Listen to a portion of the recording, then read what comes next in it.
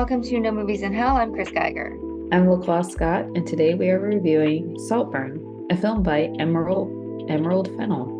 I didn't know who Emerald Fennell was, but I looked her up after I watched this movie, and she was the pregnant Barbie in the Barbie That's movie. right. She was. And for, I think it was season 4 and 5 of The Crown, she played Camilla Parker Bowles. Okay. She's also written other movies. Yes. Yeah. Mm-hmm.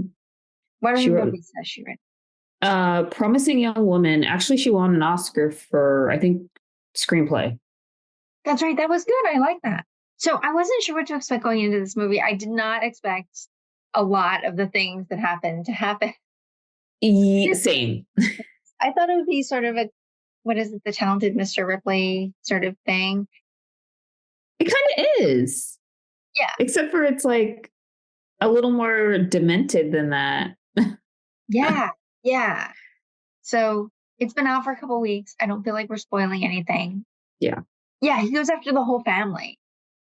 I just don't understand the motive, especially like if you're, I guess spoilers. But then I feel like there's a bunch of memes on social media about this movie anyway. One I'll get to because I think it's just hilarious. Yeah, I just didn't understand the motive. And I thought going in, it looked like it was going to be kind of a different, I don't know. I think my expectations were a bit high. I thought that it would be like colorful and fun and party, and then something, dark, sinister happens. But it just seemed like it was weird time and set on like a certain individual and not like a lot of the supporting characters. Like I feel like there's no real character development, not even for the main character. So, oh yeah, the joke. So the joke that I see on social media is, how do you like, it's a John Mulaney joke about, the person wears glasses in the film, the person wears glasses. That's how you know that time has passed. Right. It's a good indicator, right? Because as we get older, we need glasses. But I feel like they did that so lazily with this movie. And also things just did not match up.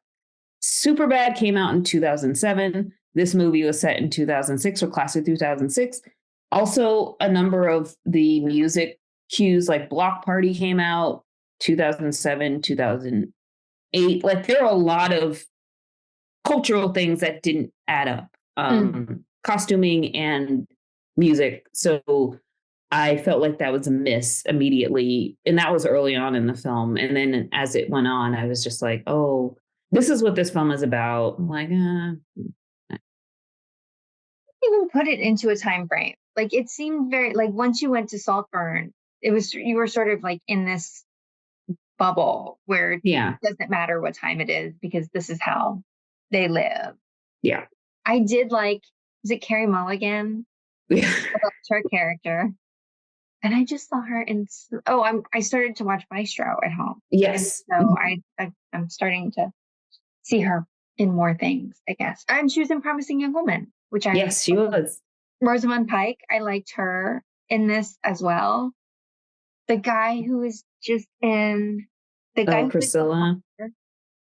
Who? Oh, Jacob. And Jacob Elordi. Yeah, the guy that was he was in Midsommar, and he was also in like the racing film that came out that had a ton of trailers. Ferrari?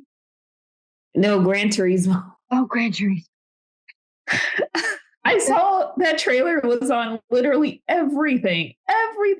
And then all of a sudden it just like disappeared. And it had Orlando Bloom and the dad David Harbour. Yeah.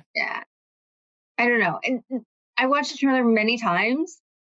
None of the times did I think, oh, I want to see that. Yeah, it's definitely not for me. Yeah. I do kind of want to see Ferrari though, but just for Penelope Cruz. Yeah. I'm done with didn't we see Ford versus Ferrari not that long ago? Yeah, it's like 2 years ago. They really like Ferrari. Yeah. So I gave acting a 3. Because of Barry. Like, I love him. And he's back to his former stereotype, which is like the disturbing sort of outsider. Oh, I know. I'm sure he's not like that in real life, right? Like, oh yeah, he's definitely acting. I loved I him kind of liked him dumb, like in Banshees. yes. I know he's great, but he's great, right? Like yeah. So I gave it a 3. I did like Rosamund Pike. I did like the guy who plays the father. He was also in a movie I just watched where he's a writer who's married to Julie Delpy. I don't think I've heard of it. Oh, I'll put it in the description because, of course, I can't remember the name right now. So I just saw him in a movie, and he was good in that. He was great in that. Cinematography, I liked. I gave it a 3 for production quality because I just really liked the party.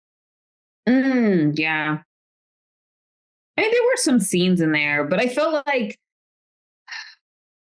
I don't know, like the extravagance of some scenes over the actual like impact for the story. Sometimes it didn't match up. Like they threw this man a party for his birthday, but then they had just come from like his parents' house or whatever. I would have called it off. And how, I think, was his name Percy, the guy who like didn't have any money but was related to them, and like they were paying for his education. And yeah, I forgot what his name is. Yeah, he's like a distant cousin or something. Yeah, like how he was accepted by the family, and then like they sent him away, and then all of a sudden he's back and it's fine. Like that didn't really, I had a hard time with that. But yeah, I liked it overall. I thought it was disturbing in some surprising ways. The dance at the end was really very over the top. Yeah. I just, yeah. Yeah. Also, the way he disposes of the last family member was like, well, wouldn't someone suspect something after that? Because that seemed like there were like less dramatic ways to go about that would have left less of a trail. Like, right. Like even the foot people, like they couldn't get involved to be like, okay, there's definitely something wrong. And I've seen something because these people are everywhere, right? right. And I'm surprised that they didn't have like legal counsel or anything like that. I don't know, just stuff didn't.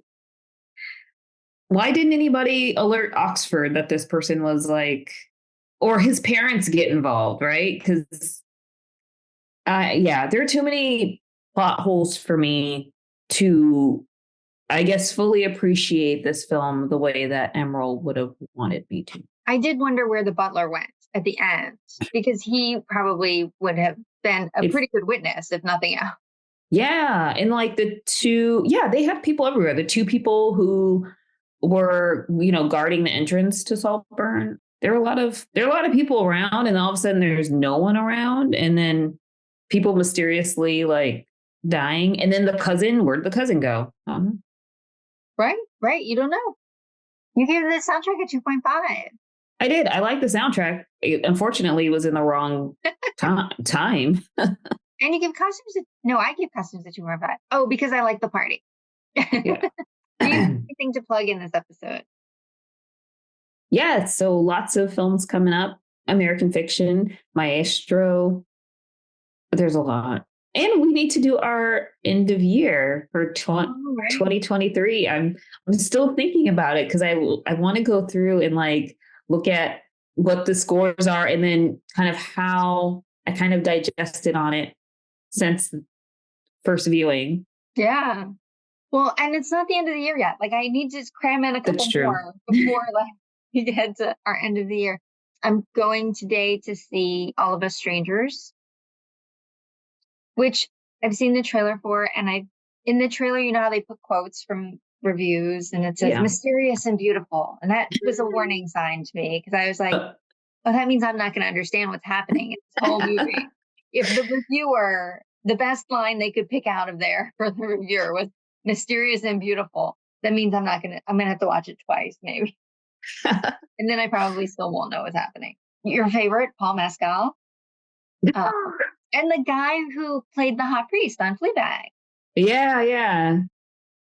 Who was also in, not Dunkirk, but there's another movie, another war movie that he was in. I can't remember what it was. I'll look it up and put it. Was it 1917? I feel like a bunch of people were in that. Yes, I think it was. So looking forward to that this afternoon. Very cool. Yeah, I think this afternoon is Zone of Interest and or American Fiction. Very different. Yeah, I know. But it's just so hard. Like, why is there only one screening of the Zone of Interest literally in New York? I think there might be two. I mean, Angelica and then Lincoln Square. So yeah. Memory also has only one screening, I think. I think that's out now at Lincoln Square AMC. Wow.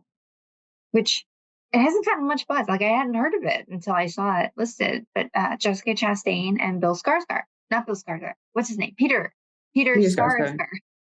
Why? Yeah, I don't understand. But I guess more people need to go see the films, recommend it for people to come back, which I guess that network effect helped Godzilla Minus One and The Boy and the Heron. So. Yes, Boy and the Heron is also on deck for this week. So before the end of the year, I've got a lot to do. All right, everyone. Thanks for watching, and we'll see you next time. Don't forget to like and subscribe. Bye. Thank you.